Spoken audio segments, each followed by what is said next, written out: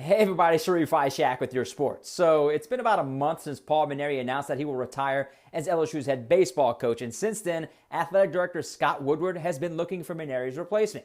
Guess what? Woodward has found that guy, and that guy just so happens to be Arizona head baseball coach Jay Johnson. LSU wanted a winner, and that's exactly what they're getting out of Johnson.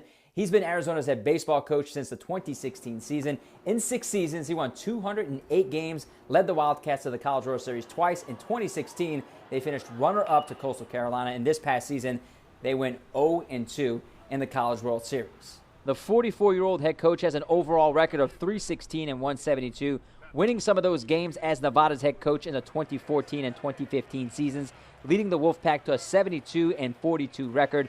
Before that, he was an assistant coach at the University of San Diego from 2006 to 2013, helping lead the Toros to the NCAA tournament on 4 different occasions. Now, with that being said, is Johnson a big enough name for a powerhouse program like LSU?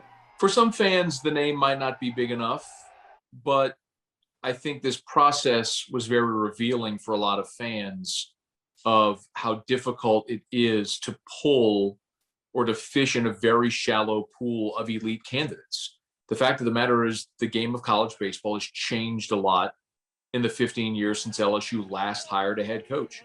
To be able to pull a sitting head coach who has College World Series experience is significant, and this should be viewed as a successful hire. Johnson has been a West Coast coach his entire career, and many LSU fans out there are wondering why not hire a coach with some SEC roots. But Matt Moscona of ESPN Radio in Baton Rouge says that's kind of an overrated thing when it comes to finding a head coach, considering Paul Mainieri and Skip Bertman both didn't have any SEC roots. LSU presently pulls kids from all over the country. I mean, Jordan Thompson, your starting shortstop's a California kid. So you have to be able to recruit nationally. Johnson did that. And we see West Coast teams beat SEC teams routinely.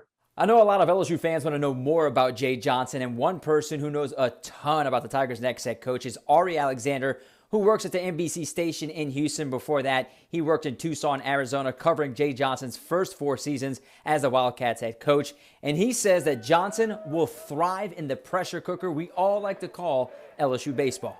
He's going to do him. He's going to do what he does. He is outside the box. He is different. He is strange.